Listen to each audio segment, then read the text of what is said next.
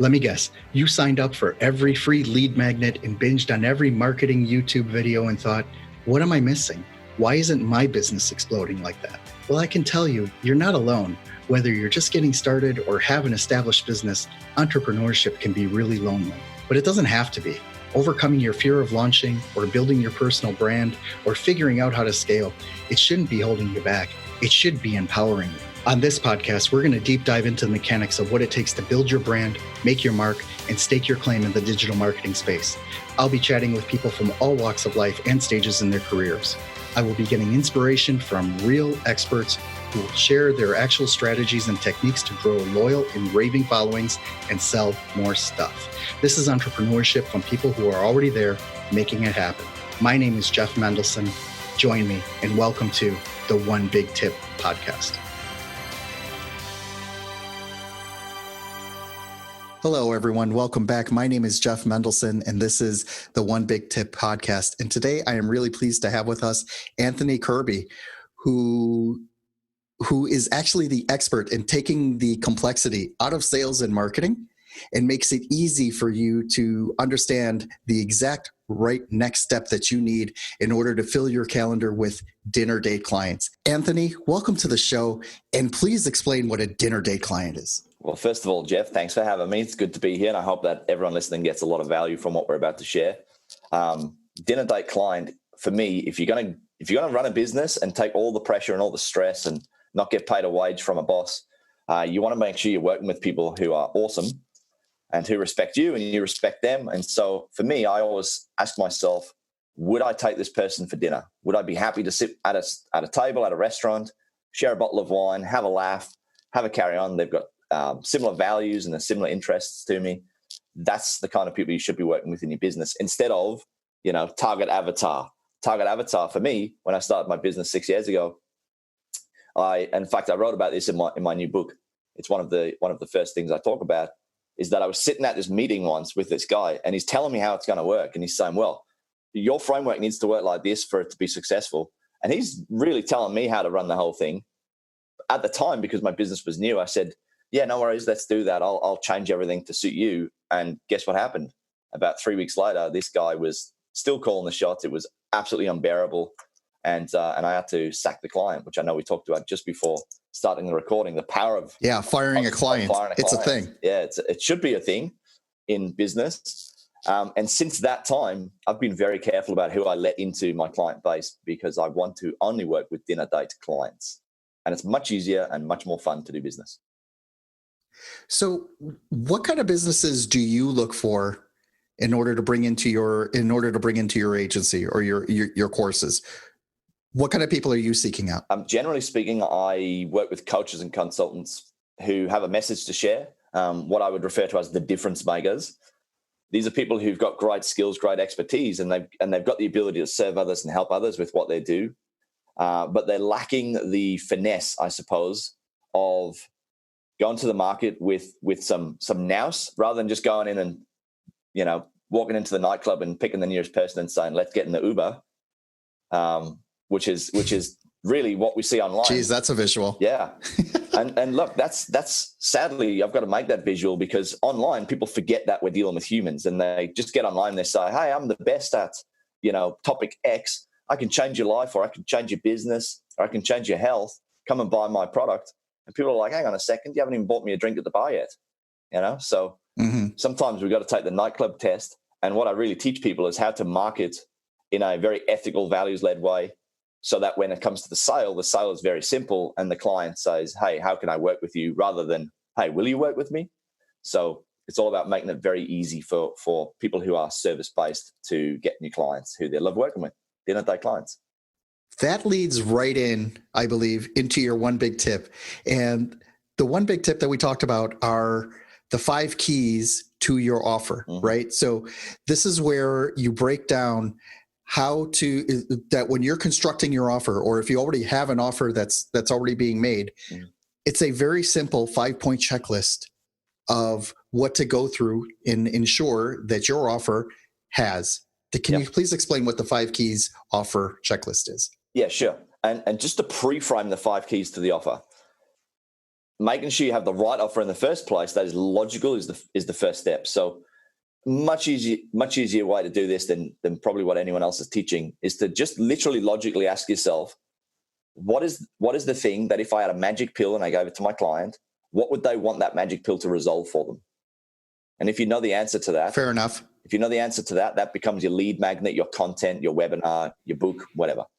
Now, once you've got that, then the key is, these 5 keys come out, and it's the first one is what you're proposing desired by your audience? For example, hey, I've got a glow in the dark bracelet for people who are blind. That's not going to be desired because they've got no idea what you're talking about. So, a stupid analogy, but it'll work. First key, be desirable. Okay, has to be desirable. Has to be mass. Okay, fair enough. Desirable. Now, that's the easy part. Everyone can do that. The second part is it distinctive? Is it different? And the best way to know if this is the case, or the best way to stand out if it's not distinctive, is to know what they've already seen, heard, or tried before you. So if somebody has already seen an advert, heard a podcast, and tried an online course, tried a book, tried a software as a service, tried an agency, for example, digital agency, and they've already tried Facebook ads or YouTube ads, and they're like, this doesn't work for me. Facebook sucks. Well, no, Facebook doesn't suck. Your offer sucks. Right? Facebook will always put it in front of the right people. So then if I knew that they'd already tried that, then my distinction, my difference in my offer would come around saying what they've already done and speaking it out in your copy, speaking it out in your video. So that's the second part. Is it distinctive enough? Because the question people are going to ask if they've already experienced something like your product or service is they're going to say, why is this different? Why is this any different to what I've already experienced? And you have to be able to address that. Third part of the offer has to be progressive. And what I mean by that is it has to lead them logically to the right next step, the magic pill moment.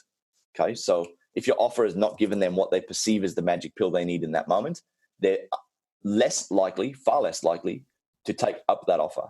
Okay, so is the being progressive, we're not even talking about the actual call to action yet, right? Not at all. Okay. No. Interesting. No. So, I mean, this is purely the offer itself. Like, what is the outcome that you're selling in your offer? Whether that's watch the video, as basic an offer as that is, hey, watch this video, listen to this podcast. That's an offer. We're still making an offer. All the way through to, hey, join my high ticket program for $25,000 or become an agency client for $100,000. These are all offers. And so we have to make sure that in their mind, they're seeing it as a progressive step, which leads to the fourth point, which is that it has to give them hope. They have to say, when I do this, it's going to take me to the promised land. Okay. The fifth one is the one that's always missing, which is risk reversal. So is that just your 100% money back guarantee, or is it a? Yeah. But even, look at risk reversal in the most basic form. If you want someone to watch a video, if you want someone to listen to a podcast, there is a perceived risk, which is might not be any good and I'm going to waste my time and I'm busy. People are always busy. So how do you break that down? Well, you would say something like, hey, when you listen to my podcast, you can learn from the experts who've already done it before. That's, in a sense, perceived risk reversal.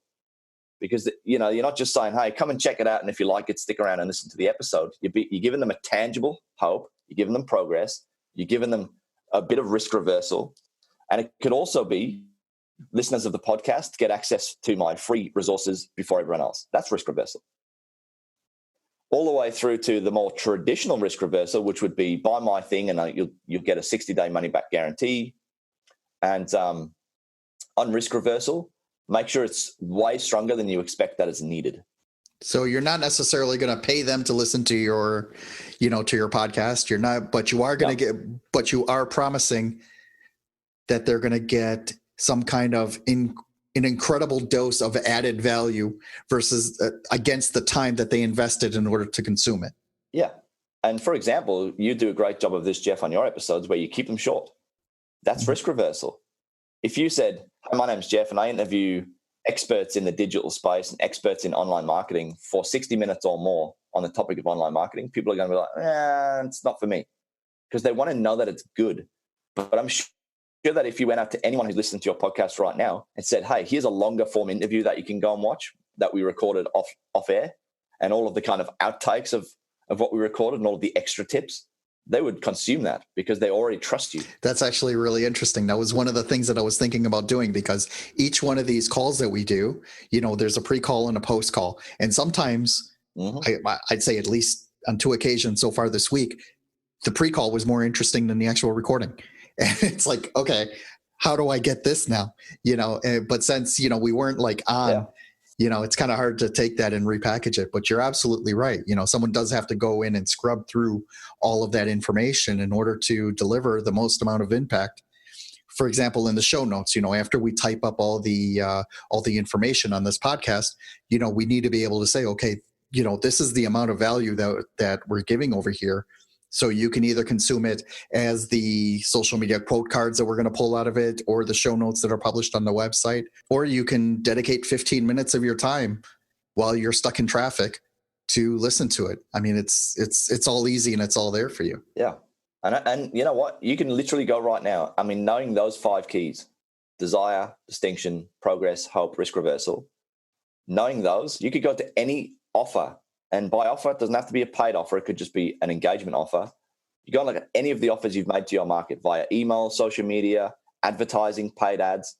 And if it hasn't got those 5 keys, that's where you're gone wrong. So even if it's just risk reversal, go and try the offer again with risk reversal. Or if it's not different enough, if you feel like there's other competitors in the marketplace who are doing the same thing as you, and there's a high level of sophistication in the market around your service, then call that out and say, hey, look, for example, with me, I could say, look, I have an online course, and I know this is not the first time you bought an online course. So that's why I've made it completely free. There's the risk reversal. And the course itself is different from every other guru that you've seen because it's simple and it works now, not 10 years ago. Right. It's still fresh. It's still coherent. Makes sense today. And it instantly makes people go, well, yeah, I'll give it a shot. And it makes them want to have a look at it. And that's the whole intent of any offer, is not to sell the product, it's to get them to take the next logical step. Mm-hmm. And people miss that in advertising all the time. People miss that in making offers to their audience all the time. They try and do everything in one space. They try and say, like BMW, right? The car brand. Mm-hmm. They don't do an advert. You never see a BMW advert where it's like the guy driving down the country road with his beautiful wife next to him, the kind of target persona that they're after. Right. And then it never gets to the end and he gets out the car and says, wow, this drives really well. It's got 4 great things in the thing. And, it starts at $29,990, you drive away. That's amazing. That's not how it works, because that's not how advertising should work. It piques the interest for people to go, that looks like me. I'm going to go online now and click on and design my own BMW and change the colors and put my steering wheel in.